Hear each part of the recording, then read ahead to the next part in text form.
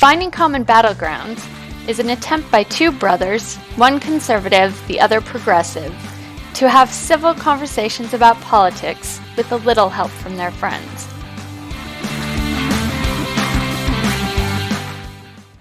All right, everyone. Welcome to another episode of Finding Common Battleground. Tonight is a special episode because one, it's election night, and two, this is Josh's last night as the conservative debater, and that's actually what we're going to be talking about. So going into that. But first, a word from our sponsor, Lux Bidets. We are giving out a bidet. And we've got one on hand. Ryan, you want to show the goods? I will show the goods. And this one's really easy, guys. First one to leave a comment on YouTube gets a Lux Bidet. So it's a Neo 185 Plus. And when I was talking to the Lux rep, he said, you know, it is in our video. So in our video, we have our discount code, but we've never said it on the podcast. I can't believe we never did. But if you go to Lux and actually place an order, you can use our discount code and you get 10% off. The discount code is FCBG10. Finding Common Battlegrounds 10. FCBG10. I didn't know we had a discount code. I've had friends that have bought bidets because. Are you serious? Yes. What? My goodness. Oh man. Dang. Off. Sorry, guys. It was it's always been in the YouTube video, in that little commercial that we recorded, right? The little ad promo thing. I put it up as text that says, use discount code FCBG10, you get 10% off. Oops. So we just never said it in the podcast. Yeah. So that's been around. Yeah. Yeah. With our last episode with Josh. So yes, so back to that. So Finding Common Battlegrounds was the podcast dedicated to seeing how much common ground we had versus how much we had different from each other. Ryan has always represented the liberal side, and Josh represented the conservative side. Even though Ryan's wearing red most episodes, he is the liberal side. But brothers, very confused. Ideologically polar opposites. The idea and the experiment, I guess you'd call it, was to see if we could make progress on building up our common ground and coming up with some commonality, I guess you'd say. But has the experiment failed?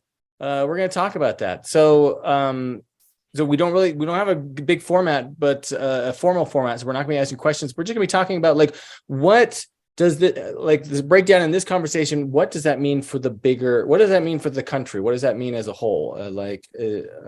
What is this saying? But so let's talk about, so first, Josh, why don't you talk why you're going to step away for a little bit? Yeah, I need a break at the very least. It's not fun anymore. The last several episodes have just, when you're not looking forward to it and it becomes a chore, and not just a chore, but something that is just dreading, that's a good sign that something's not right. You should change that aspect of your life, and it just hasn't been fun. The last several episodes. Because your position's so bad, your position's so wrong. Yes. So. Yeah. I just can't compete with Ryan. He's too elite.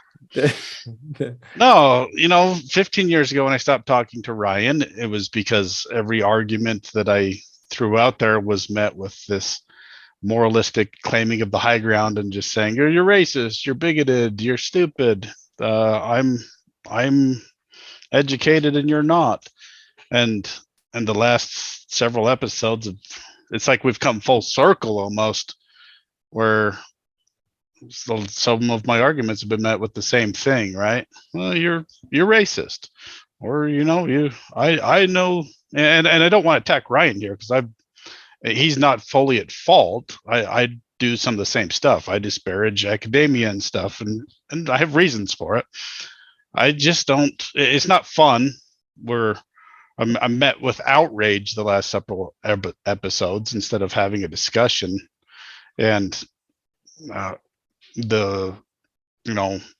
it's not worth not liking Ryan to do the podcast for my 10 friends or whoever's listening, right?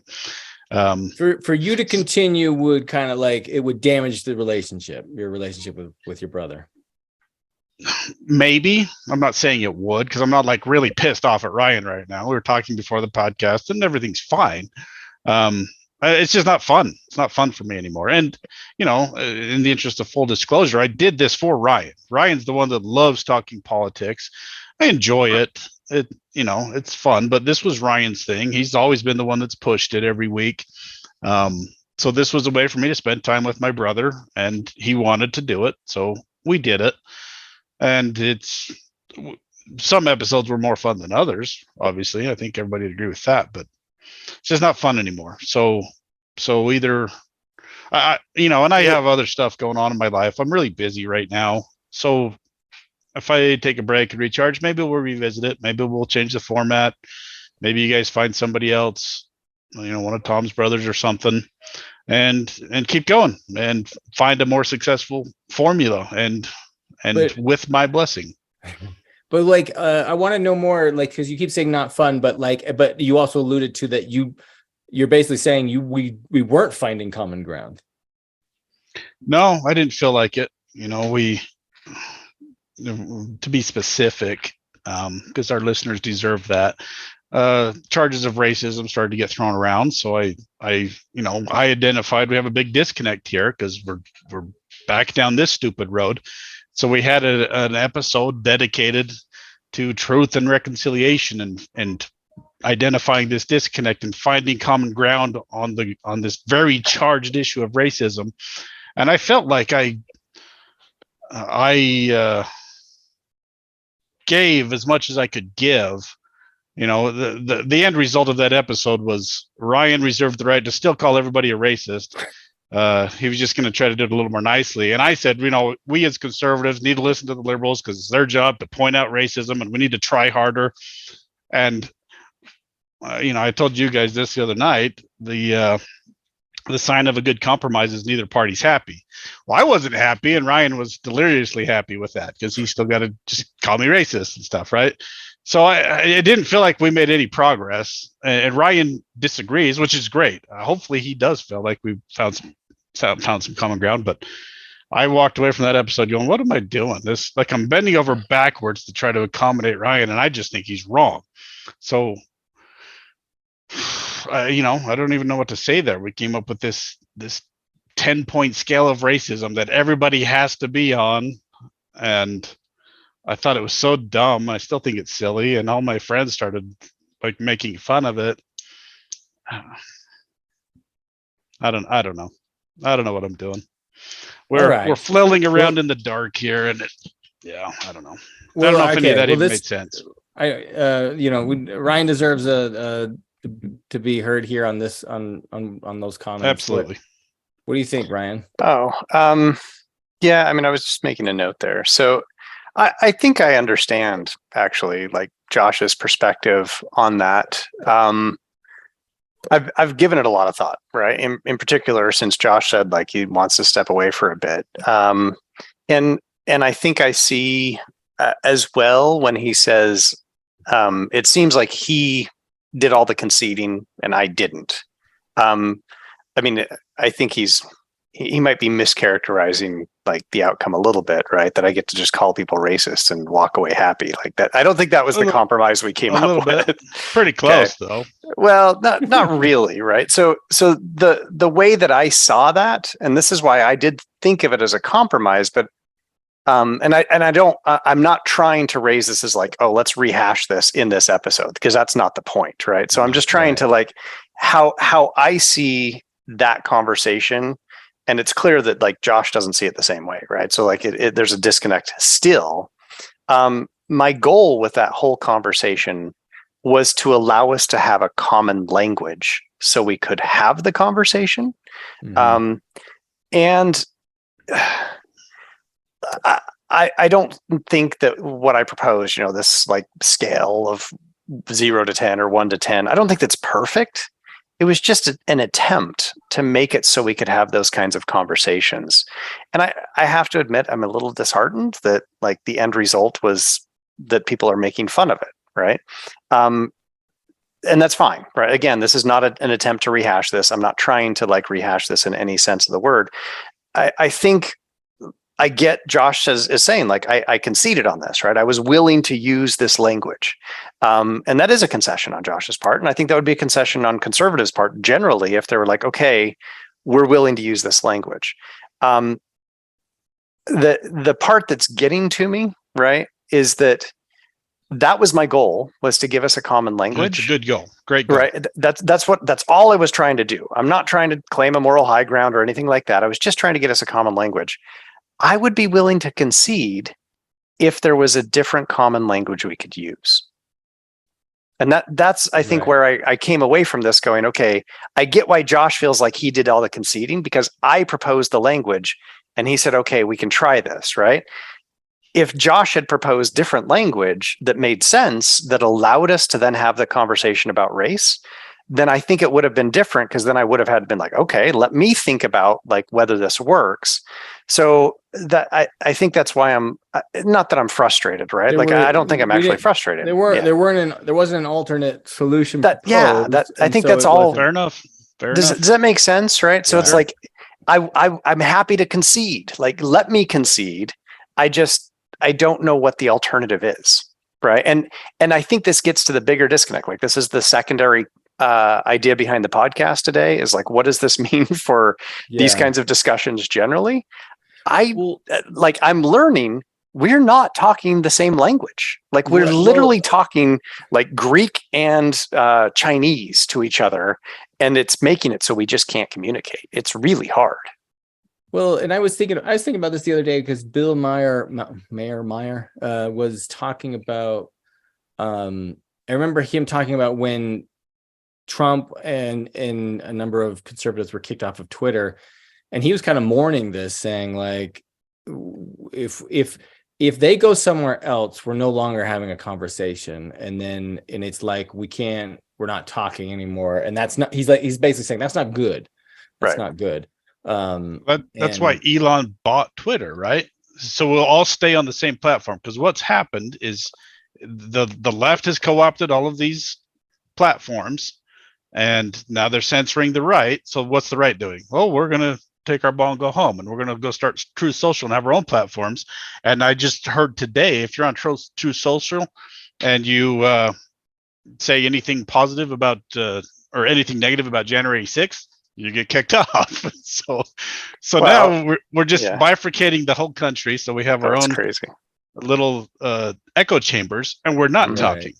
And you look at the blowback on Musk for buying Twitter with the goal of being, let's open it up to everybody talking and not having censorship. And see, Ryan doesn't even agree with the goal for some reason. No. I think that was his goal. I'm just laughing because now he's banning people for making fun of him.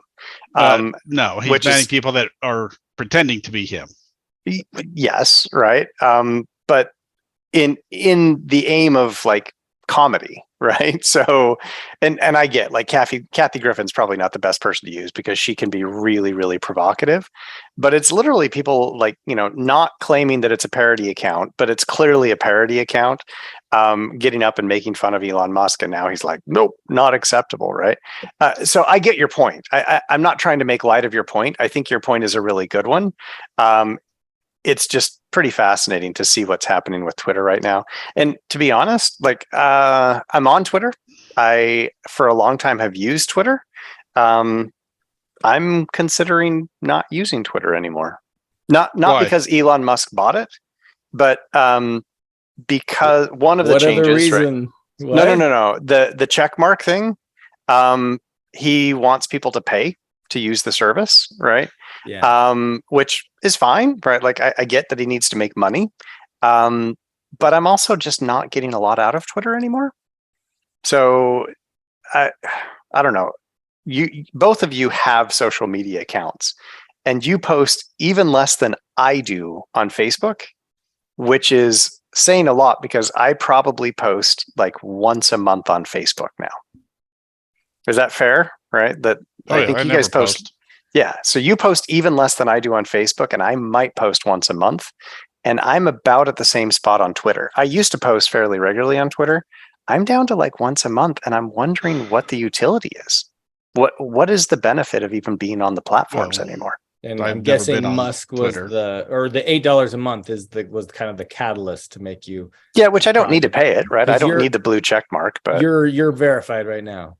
I'm not. No, I've never been verified, right? Oh, so you never even had it. No, I didn't, right? But So I'm the just $8 isn't really the issue. You just no. It's not Musk. I own a Tesla, right? So this is not about Elon Musk. Like I don't agree with all of the things he says. It's that I'm not seeing the utility in the platform anymore. That seems Well, that's very fair. the I never timing saw it. seems convenient, but The timing well- does seem convenient. It just made me reflect on it, right? Like, what am I doing on this platform if I'm not really posting? And it just takes some of my attention, right? So the app is on my phone, just like Facebook is, and it pops up, hey, you missed this thing. And then it just grabs my attention. And I'm like, you know what? I have better things to do with my time. I turned off notifications to Twitter because yes, they were very distracting. Have you done the same with Facebook or no? I don't have the Facebook app.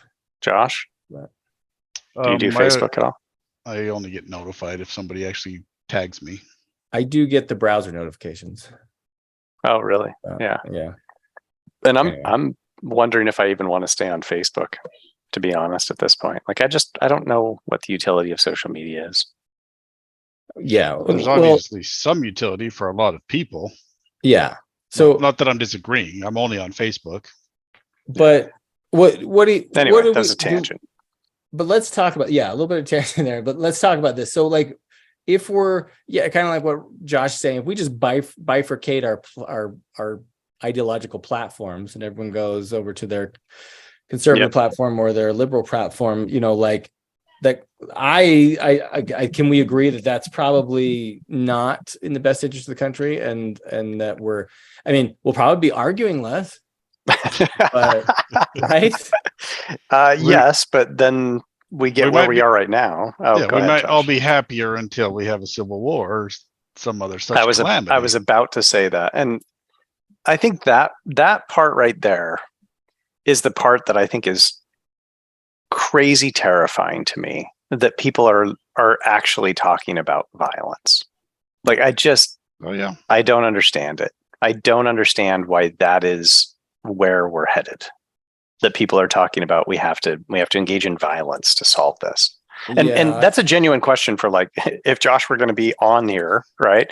I'd be like, can we do an episode on why people on the right are saying we need a civil war? Because I don't get it. I genuinely don't get it. Just people on the right. The left's already engaged in violence. Where were you during the riots 2 years ago? Well, I think the context is a little different, but that's fine. We don't have to debate that. I agree. Here's my take, Josh. I want to hear what you think about this, because this is my take on how this will play out. Because I fear that this might escalate to violence at some point or another. But this is how I felt it's been playing out, and how I think it will continue to play out. Is the right is like a schoolyard. The left is kind of like a schoolyard bully, and the right is like the bully, where the bullied kid. Yeah. Yes. And they're bullied, and then they're going to lash out violently. And then that kid is going to get he's going to get arrested, right? Because he did the bad thing. And the right is always going to be wrong, right? They're going to be like, they've done the wrong thing constantly. And they're just constantly being pushed and pushed and pushed and pushed. Great analogy. I think it's actually a good analogy too. Yeah. Well, and I hate, this is kind of a sad truth, but it's almost the same as the school shooter thing, right? Those kids are wrong. They are totally in the wrong. They act around violence. But if you looked at almost all their situations, they are very ostracized, right? Many of them teased, many of them bullied. Bullied. I showed my kids once the video of the kid. I can't remember which one. It wasn't Sandy Hook. What maybe it was. And anyway, there was a video of him playing a video game, and it was one of the dance ones, Dance Dance Revolution, and kids were filming him. So the video was of kids filming him, laughing at him, right, making fun of him, right? And this was like a year before he went and did the massacre. And you're just like, I'm sure he got this years and years in the making, right? That massacre. And you're like, but he was wrong. He did the wrong thing. He did what was wrong, but you kind of understand why. Right. He was just egged and egged and egged. And I feel like that's what's happening because that's why Trump got elected. That's exactly why he got. That's exactly why we went from milk toast Mitt Romney to Trump. You can't find two more different people. That's why we did, because we're getting pushed and prodded and pushed. So your analogy is spot on. And then Trump became the villain. And if you voted for Trump, you were an idiot and you were stupid and you're dumb and you're deplorable. And he's been out of office for 2 years and Jimmy Kimmel can't stop ripping on him every night to remind everybody that you're stupid. MAGA people, like this just happened with this douchebag that attacked Pelosi's husband, right? Immediately, what does the left media do? Oh, he's a MAGA supporter, or he was driven to it by MAGA supporters. Trump's not even the president. And this is immediately where the media goes. They blame this crazy nudist dude that attacks a politician's husband on us. What? I mean, that's the knee-jerk reaction. Right. But Ryan, we'll avoid that topic. Well, yeah, but this is what happened. But here, just to finish my point off, the idea was that. So Ryan, our next subject, we were gonna talk about the alt-right and what they're doing, like how they're dividing the country and they're spreading misinformation. There's some articles about that, and the point that I thought that should be brought up was that the media has been dividing the country for years. The mainstream media, every talk show host every night is like how stupid you are if you're Republican and how dumb and how stupid all the Republicans are. And like, if yes, the alt-right is probably guilty of that, but the left is like more guilty of that. Like, and like is poking and prodding. Sure. SNL is like, it's like, oh, you're a KKK member if you vote for Trump, you're this, that, right? It's like all these videos that you could show. And I feel like that's how it's going to play out, right? Eventually someone on the right's going to snap. And then, and like you're seeing these malicious stuff and things like that. They're going to someone's going to go crazy and do something, kidnap a governor or whatever. And then that's just going to escalate the narrative, right? It's just going to get more and more. Yeah, but how does it end? Right. So, I mean, Josh brought it up, and I don't want to try and necessarily get into the politics, but we had somebody who tried to kidnap Nancy Pelosi, right? And literally hit her husband in the head with a hammer and cracked his skull. That's clearly an escalation to violence, right? Like that's what it is. Right. I think you're right that what that does is just escalate this, right? So the left, to Josh's point, the left immediately points to his MAGA credentials, which apparently there were some. I don't know a whole lot about the situation other than what he did. I actually did read the police transcript. Like BLM credentials, like the house he's living in currently has BLM posters on the wall. Like Bureau of Land Management. He's a crazy guy. Oh, like BLM matters. Oh, I thought you meant Bureau of Land. Sorry. Why is he into Bureau of Land Management? Like that is pretty crazy. Well, he's that's really weird. He wants land to go out and be nude on. That makes perfect sense. Okay, I get it now. What was the nudist comment, Josh? Was he nude when he went and? No, he was a nudist activist. Was his history? He would go around San Francisco promoting nudism or something weird. All right, he's just a crazy guy, right? Right, and I get that, and so this is why I'm not necessarily saying like this is the perfect illustration. So yes, the media does point to this, and all I think it does, right? So whether he has MAGA credentials or not, beside the point, what it does is exactly what Tom said: is it escalates the rhetoric. Okay, but how does this end? Is it massive violence, right? Because I just can't believe that's where we're headed. Like in my mind, that makes no sense. Why would we do this? We fought a civil war. 600,000 people died. It was, and I get that was like it was over a real issue, slavery. But are we there? I think eventually you're going to see us at least some states attempt to secede, and then that'll be whether the union tries to force them to stay in, right? I think that's where it'll get violent, right? Is that I think that's eventually, the inevitable unless something crazy happens, like a war with another country or something like that. I don't know. I had no idea how this ends. I don't like where it's going though. But to our point, to give you some more examples of why I'm so disheartened and why I need to stop doing this. And this is what Tom's just referring to. We're talking about the media. I don't know how many times I've said on the podcast that the media has been co-opted by the left. And it doesn't matter how many ways I illustrate it, for whatever reason, Ryan just doesn't really want to acknowledge that or accept that or believe that or whatever. Okay. And this was interesting. And I hope you don't take this like personally, but we were talking the other day when I told these guys that I didn't want to do it anymore. And Ryan's brain immediately went to, because, I mean, we had a long conversation, but we got talking about how I constantly disparage academia and Ryan's need to back everything up with peer review. And I've been very critical of that. And Ryan's brain immediately went to, is that because you don't have a doctorate and you're lashing out because you feel inferior? Or you said something along those lines, right?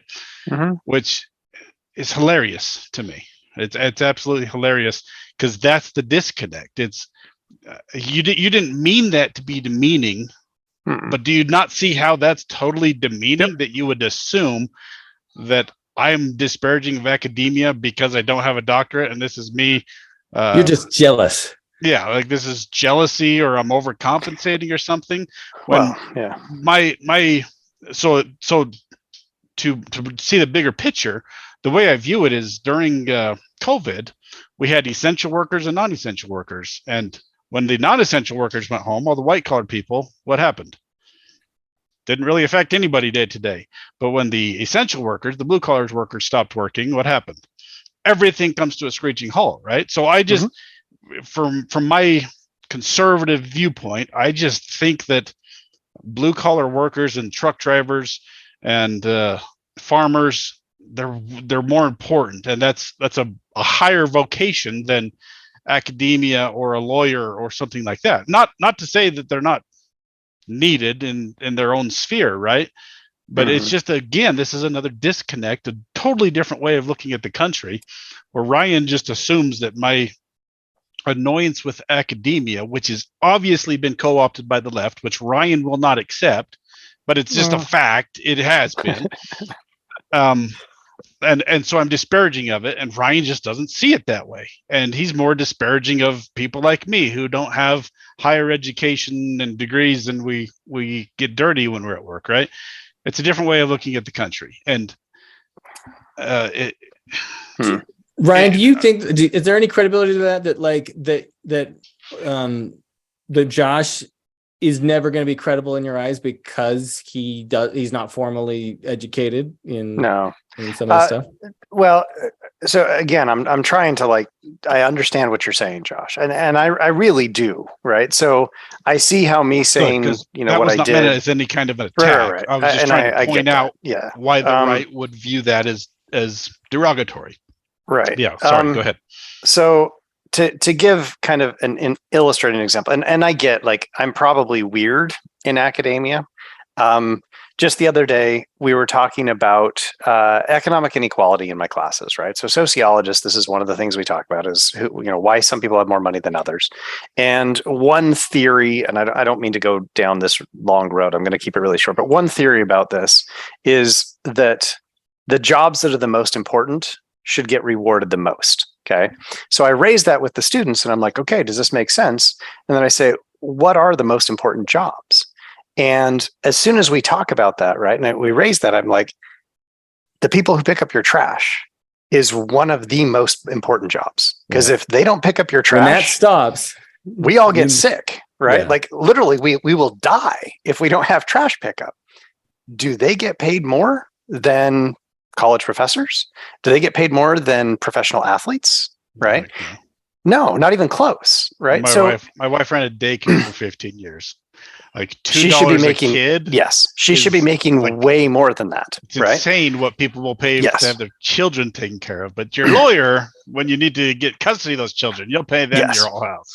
So I hope you see, like, when I'm saying that one, because like just logically, right, You it makes sense. recognize, But that two, like, I'm fully there, right? That I don't think the fat cats on Wall Street should be making $1 billion a year because they're playing with all of our money, right?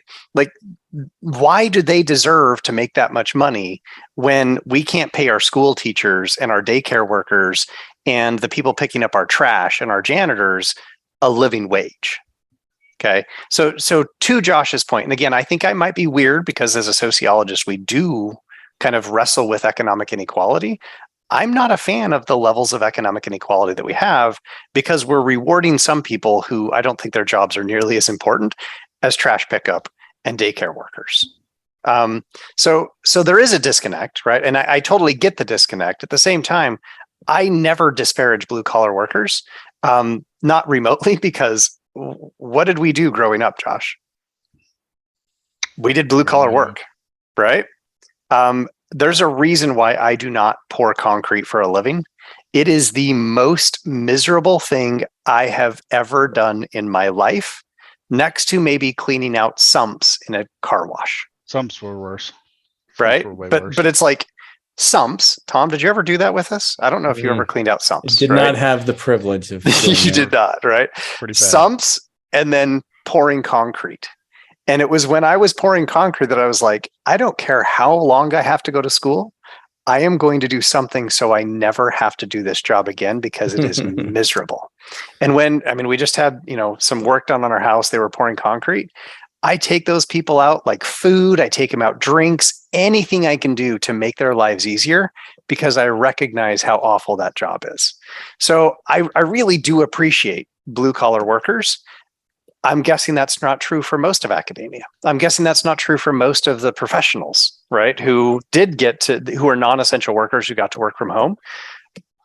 So I'm probably a little bit different there. So I don't ever mean to disparage that, right? This comes back to the other issue, though, of me saying like, well, why are you disparaging academia, right? I think that's a different question. Right. I get that it sounds like I'm saying I'm disparaging you because you're disparaging academia, and I'm trying to find the reason why. If it really is just because you think academia has been co-opted by the left, which isn't entirely true, but it's largely true. I'll concede that it's largely First true. time you ever conceded that. Well, the reason why it's complicated is because there are disciplines in academia that are not even remotely taken over by the left. Colleges of business, for the most part, are very conservative. Right. There are other disciplines that are like that too. The one that has the least effect on society. Yeah. We don't have to debate that, right? But certainly the humanities and social sciences. No. All right. We're going down another tangent. I was just pointing that out as another example of the disconnect in the country where the left or the right feels like we're being talked down to. We've addressed this a couple times, right? Mm-hmm. This is why Trump gets elected, because of thoughts like that or statements like that. Even if they're not meant in a derogatory manner, they're still taken comes across like that way. And this is why we went on the whole elitist thing, and you did not like me calling you an elite. But that's when you think you know what's best for somebody else, even if you do. Shouldn't be the. We're going down another rabbit hole. It's just part of the disconnect, and I don't see us getting past it. We've talked about this several times, and we're still just stuck at loggerheads here. We're just grinding gears at this point. Well, not fun anymore. And I can understand that. And again, the idea of this podcast is to explain why you're taking a break, right? Like I said, I really do think we made progress when we found common language on race. I thought that was actual progress. That to me, that was progress. And maybe what we needed to do, and maybe we will at some point in the future if you decide to you come didn't back. realize you thought it was progress, and that was the nail in the coffin for Josh. I know that was was it was the end. It was done. It actually wasn't. Well, okay, but but it was close. It sure didn't Right. help. It seems to me like those issues that you're talking about, right? They come up regularly when we're talking about other things, rather than directly saying like, okay, why does the right disparage higher education so much, right? Like that should be the topic of a podcast where we actually go head on into that and say, what is the problem? Like, why is it happening that conservatives in the US are like, let's get rid of funding in academia and let's like do X, Y, and Z with academia. Yeah, we've talked about academia a couple of times. That was our very first podcast. Yeah, but our very first podcast was not, has the left co-opted academia? It was, is a college degree worth it? Yeah. Right. So we haven't directly hit like right on the. You're not wrong. I think you're actually exactly right. There's another area where we don't have a common language with which to establish common ground. Agreed.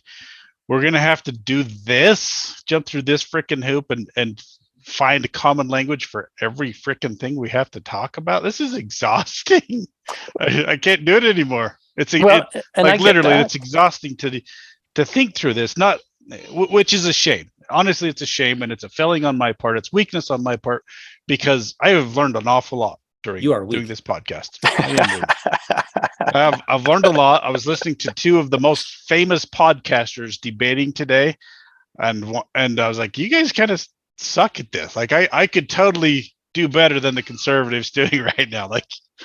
Like I started to say out loud what he should have been arguing. So who are the two most famous podcasters? Really?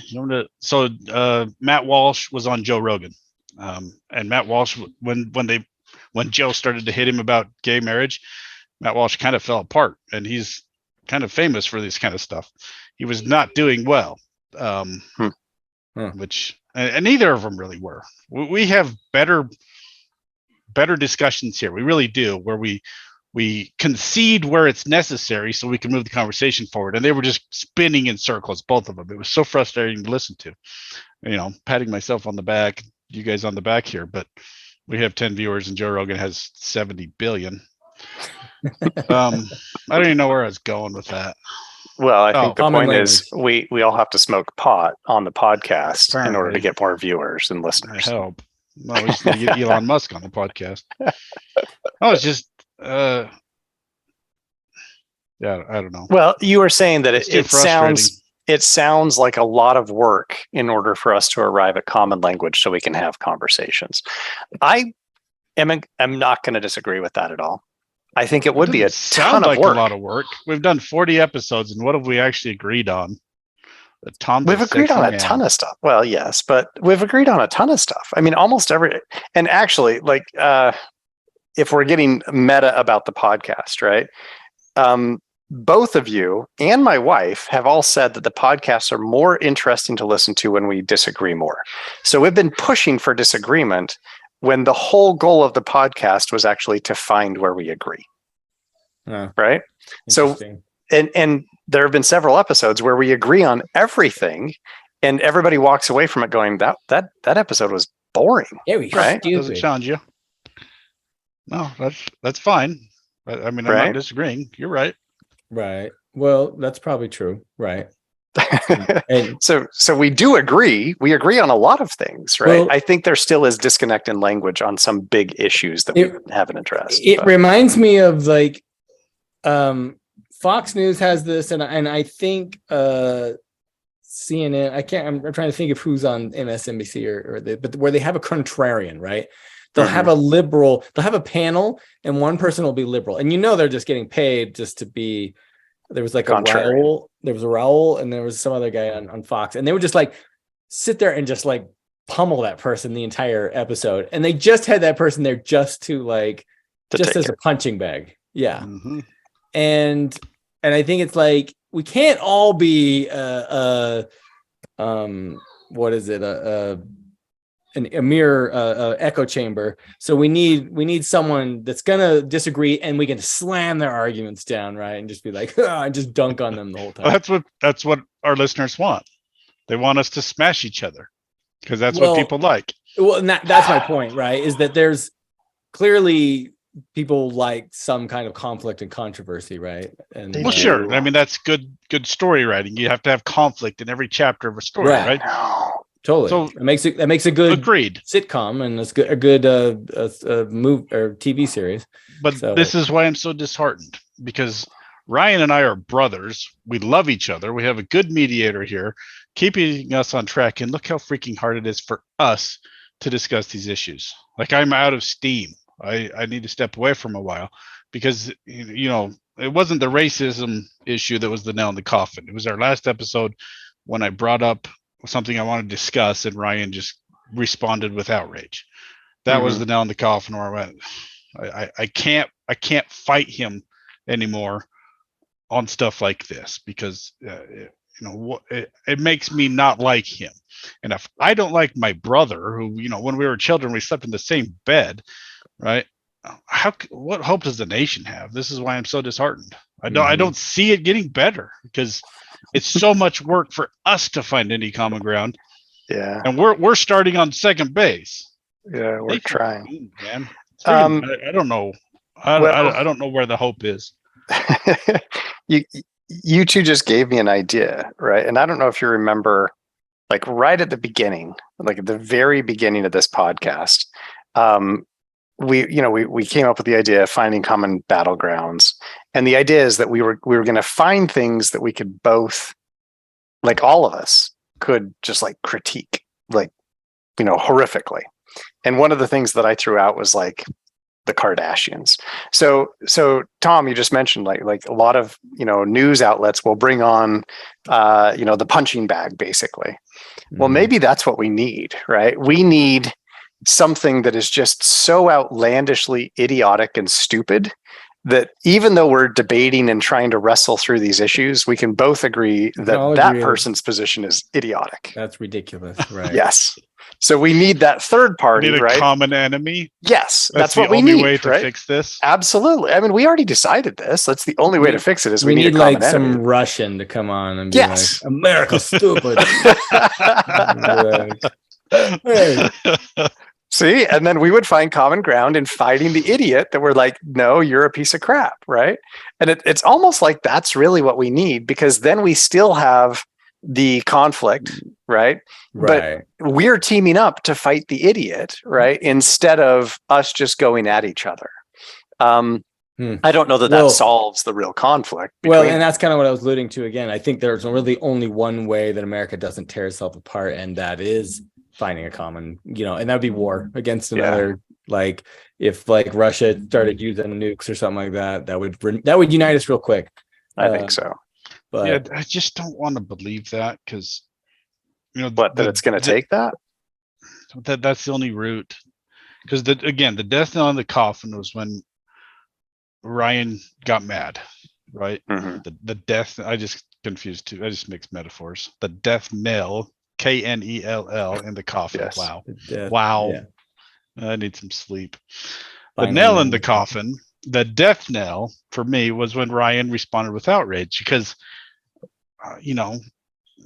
Ryan won't love this language, but going from a gospel perspective, I lost the spirit. I just didn't feel good. And I immediately think of Martin Luther King Jr.'s amazing quote where he says, hate doesn't drive out, or darkness doesn't drive out darkness. Only light can do that. Hate doesn't drive out hate. Only love can do that. Right. Mm-hmm. So we have to hate somebody else to be united. I don't want to believe that. I really don't. Well, so I think there really are kind of two paths. One is the hard slog trying to find common language so we can talk about things, which I admit I think would probably be kind of boring for listeners and maybe even for us as we wrestle with some of these really specific issues. And instead of trying to, come at it from the perspective of like, you have 3 points, I have 3 points, and we try and see if the other person can agree. We just like, we unpack things at length, ad nauseum, right? That's one path. It's long, it's slow, it's boring, it's challenging, but it's one path. The other path is the one that Tom just said. We have a common enemy, and then we forget about all of the differences that we have. I don't know. I could be wrong, but those are kind of the two paths that I see. Yeah. Are you talking about the country or the podcast? Both. Yeah. The other path, I think the other idea, still a common enemy, but it might not be another country. It could just be like a massive disaster, right? Yeah. Disaster would It'd unite. have to be pretty massive. But they're all bad options. Yeah. Yes, they are. And I think Josh just said it really well, again, using a metaphor, that when that happens, we sweep the issues, the differences under the rug. They're not gone. They're not resolved. We just ignore them while we deal with this other pressing issue.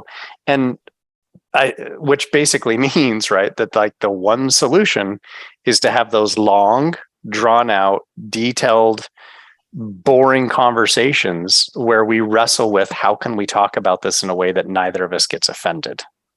But nobody cares.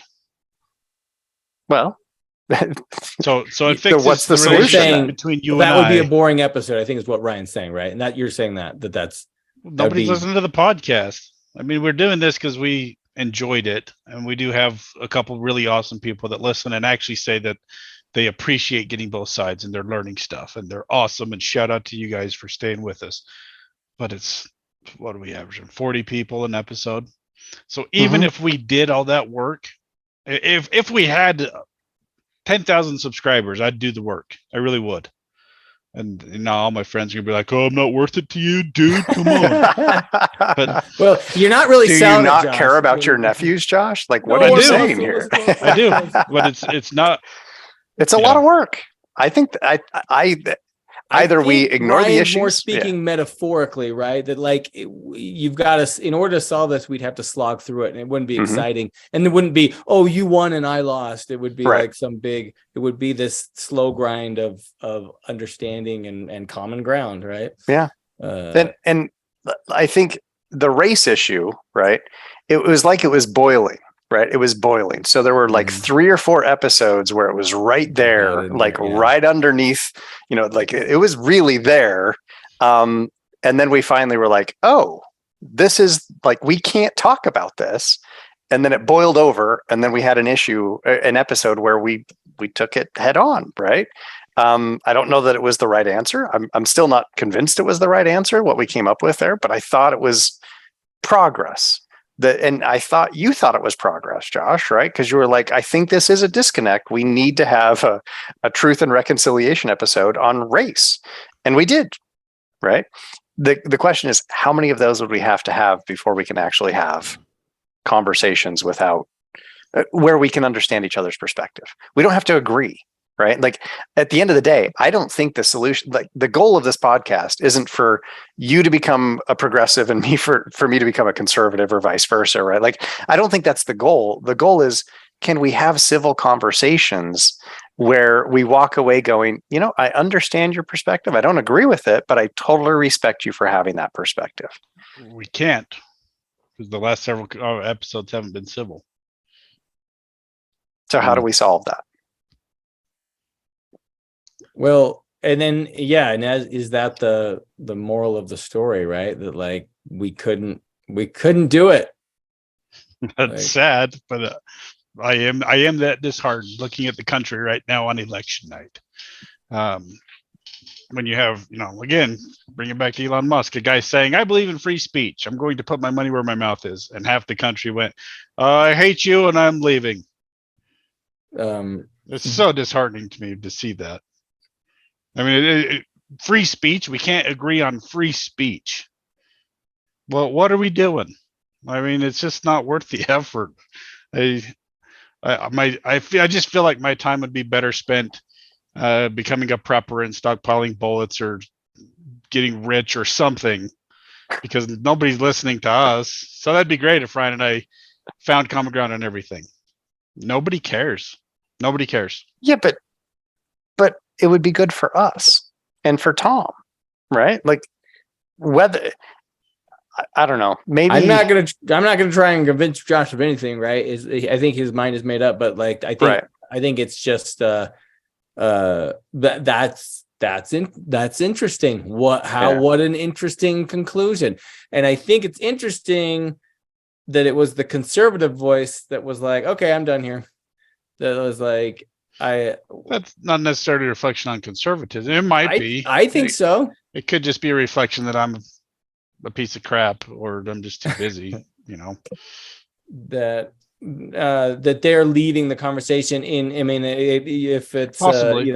metaphorically speaking, like is it the if when I was saying earlier, like I foresaw that like a states would secede. I'm assuming those would be conservative states. Well, yeah, Texas will lead the way, probably. Yeah, Maybe. Florida or something. Right, and would be Oh, like, you know okay, what? You're we're outta probably here. right. There probably is a referendum on conservative versus liberal because we're the ones that are sick of being talked down to. Well, we don't like the centralized power, right? That we've always, the conservatives are sort of against that, and so that's always sort of been a liberal thing, right? If you go to Washington D.C., it's like the most liberal place in the world.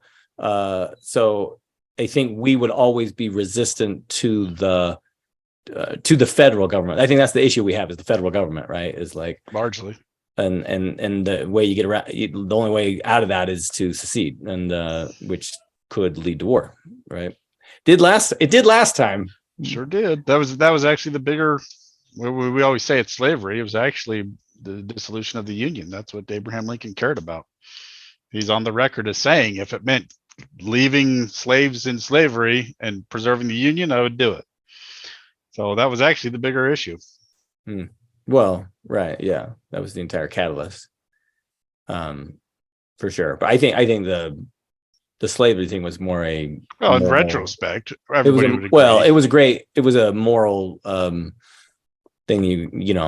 What's the word? A virtue thing for the war, right? We're like we're doing this for slavery. Anyway, so that's I don't know. Is there anything else to add to that? I think that's I think that is kind of.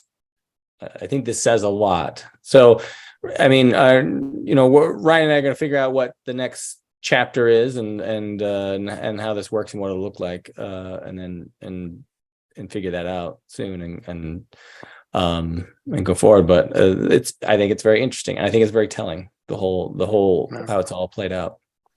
Yeah. So I guess maybe we should throw in for the, 4 listeners who are not our nephews and Josh's friends, right?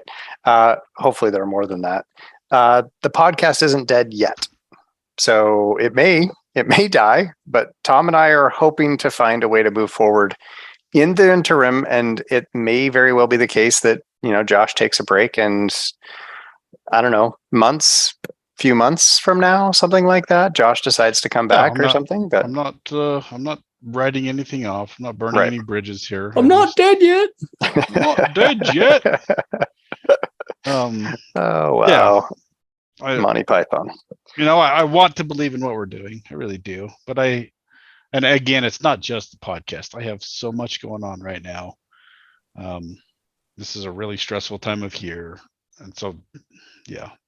So I'm not dead yet.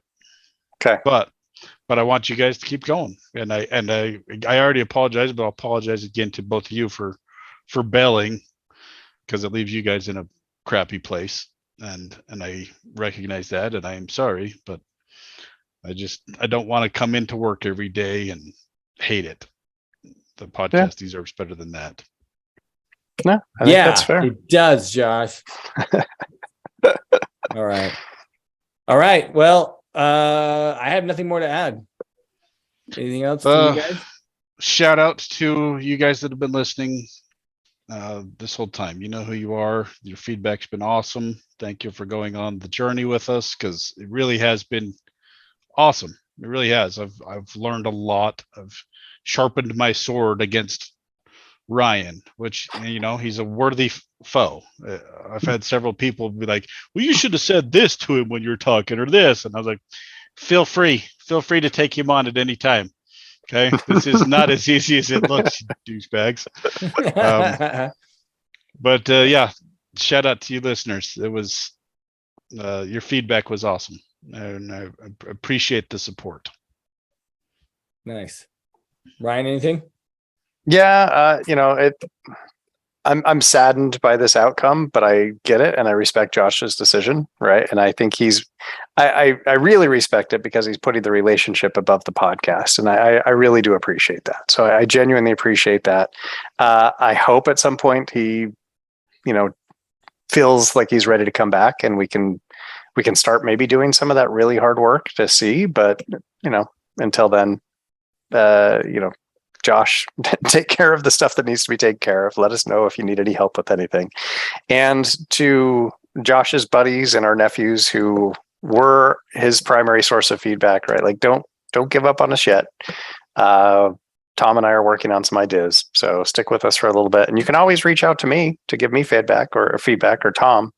But yeah, I've learned a ton too. I don't know that I've expressed that enough.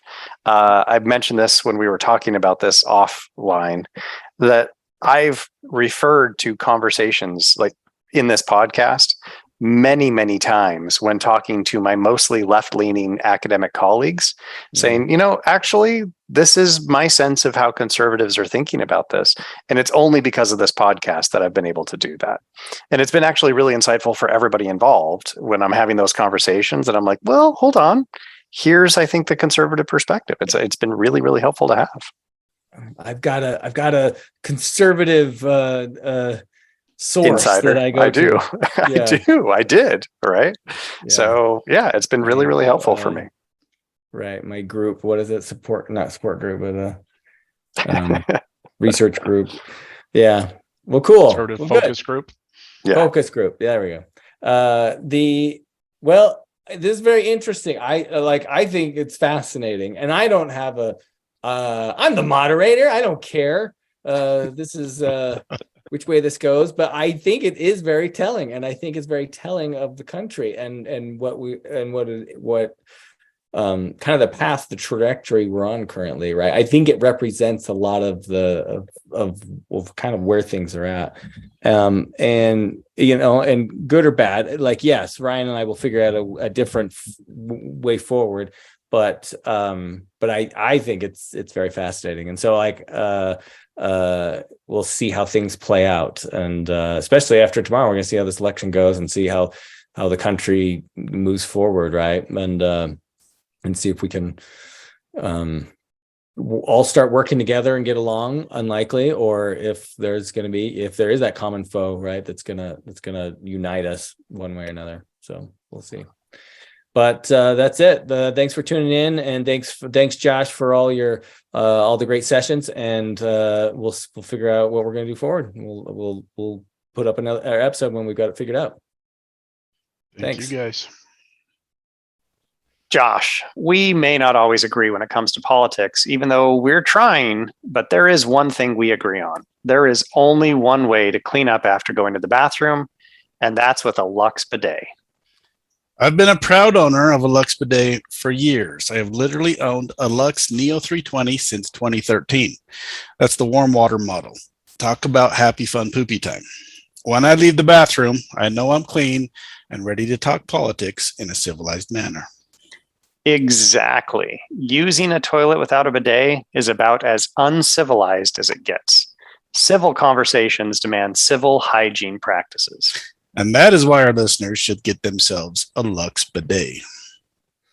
And just to be clear, Lux is not supporting one side or the other in this podcast. They support civil conversations and clean butts.